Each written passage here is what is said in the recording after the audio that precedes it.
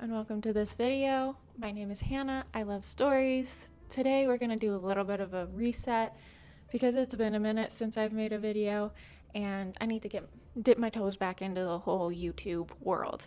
So this is going to be a little bit casual. It's going to be similar to my spring reset that I made back in the spring, but a little bit more chill and a little bit shorter because we're getting back into this thing, getting back into the swing of things when it comes to YouTube stuff. So first, I thought we'd start with a little review of my spring TBR, then a quick review of some of the books I've read over the past several months since I last talked to you, and then some books that I'm excited to read in the upcoming months. That's what this video is. Let's get started with a clip that I filmed back in the summer, my review of my spring TBR. For my spring TBR, I had 4 books on that TBR. Let's talk about them. Number 1 was A Torch Against the Night, which is the second book in the An Ember and Ashes series, which I've read and I loved it. I had so much fun reading the second book. This book is just a continuation of where we leave off in the first book. It's hard talking about series of books because I don't want to spoil the first book, but just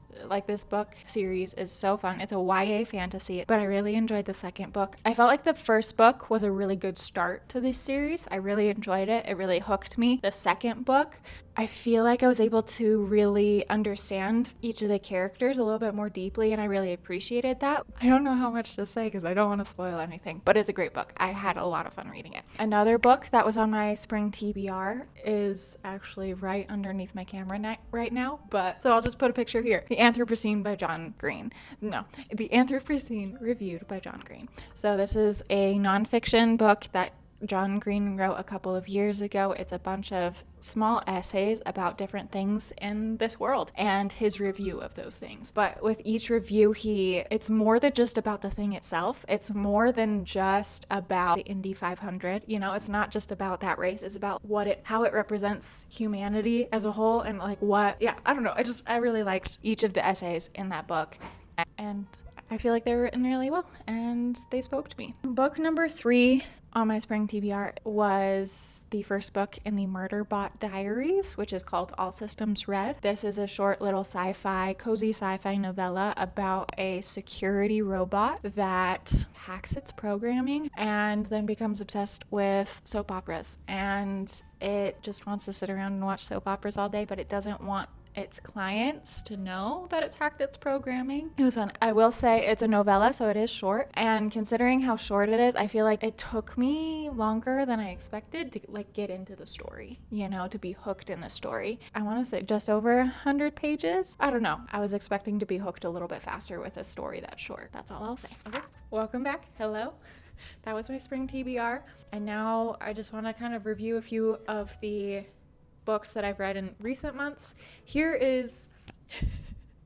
are all of the books that I've read over the past several months. And as I was preparing for this video and thinking about the books I wanted to highlight in this video, something that stood out to me is the books that made an impression on me the last few months are all kind of a little bit sad. I wanted to just take a moment to reflect on that and talk about it a little bit. The past several months have been super busy with work. Okay, I'm going to pause it right there because I rambled on a little bit longer than necessary, but essentially work was busy. I got overwhelmed. I got stressed. I got burnt out. And despite the fact that I was burnt out, there was more and more work coming my way, and I didn't feel like I could say no to any of it. And because I need a job, because I need a paycheck, I just took it on and sacrificed myself in the process. Because of that, because I was in such a stressed survival mode headspace, even though I was reading at this time, none of it was really staying with me. None of it was really making an impact except for sad books. So here are a couple of sad books that I read over the past few months that stood out, that were able to cut through the overwhelm and stress I was feeling. I'm in a lot better headspace now. The work situation is over. It is done with, and I'm excited to be reading and enjoying reading again. And I'm also excited to be making YouTube again. So back to the video. First is Educated by Tara Westover. This is a memoir. It's about a woman who, she writes about the trauma that she experienced as a child, being raised by parents who were and continue to be very conservative and very religious in an extreme way, in a way that like isolated her family from the rest of the world. She and her siblings were not allowed to go to school growing up.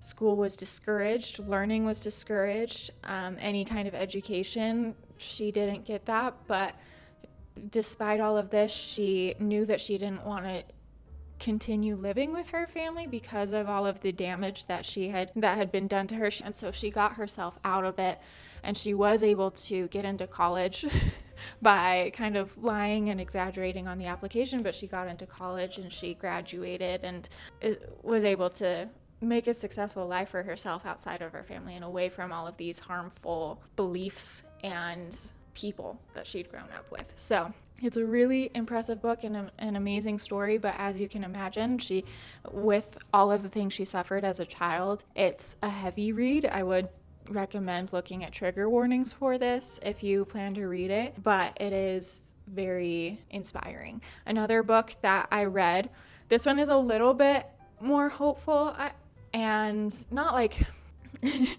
not as blatantly traumatizing as Educated is, but there is some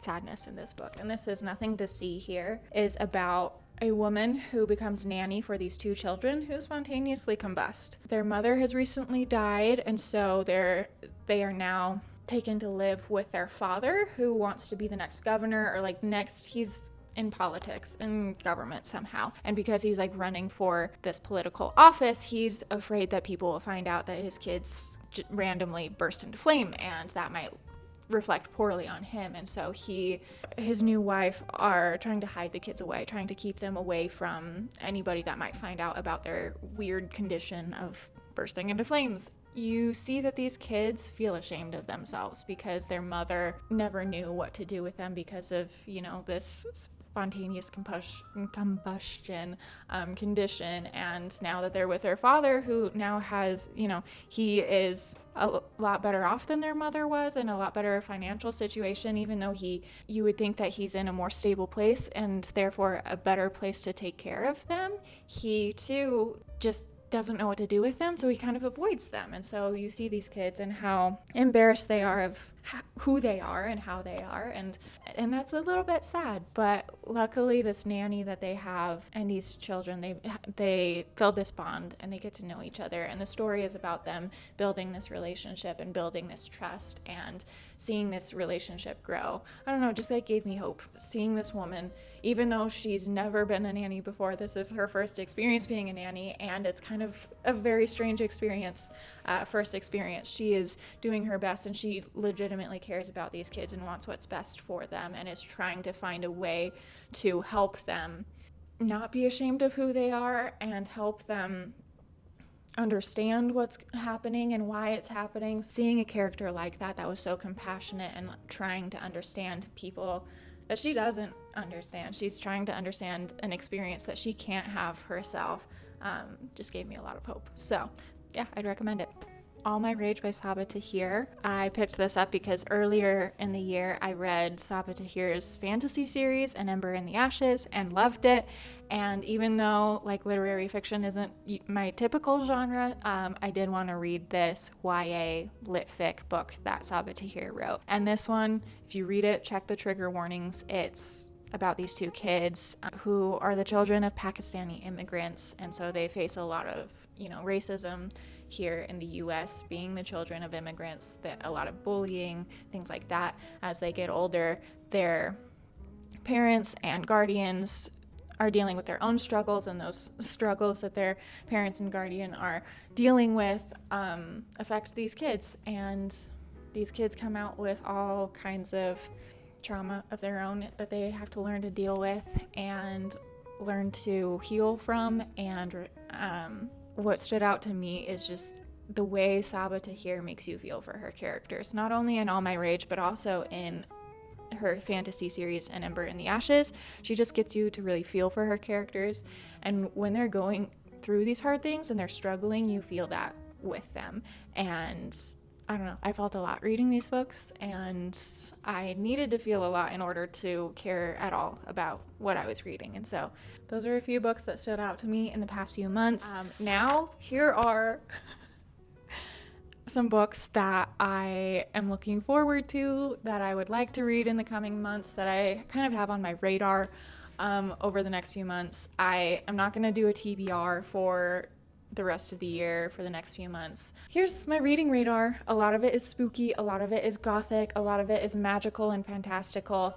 This is partially inspired by a book I just very recently finished, like in the last few weeks, and that is A Study in Drowning. I loved that book. I just loved the magic in that book. I liked the kind of dark gothic fairy tale vibe of that book. I liked the main character and how much she loves stories, and that's a book I read after all of the work drama, and I actually enjoyed because it was a good book. And yes, it was darker in a kind of gothic way, but yeah, I'll talk about that more with my Halloween recommendations. But yeah, I liked that, and so I'm kind of like leaning into that kind of vibe for the next few months. A couple of books that I think might have that similar vibe that I'm looking forward to reading are Little Thieves. I've heard is kind of fairy tale. It's kind of, and obviously because it's a fairy tale, it's kind of got that fantasy element to it, but it's also darker. I'm also currently reading The Phantom of the Opera.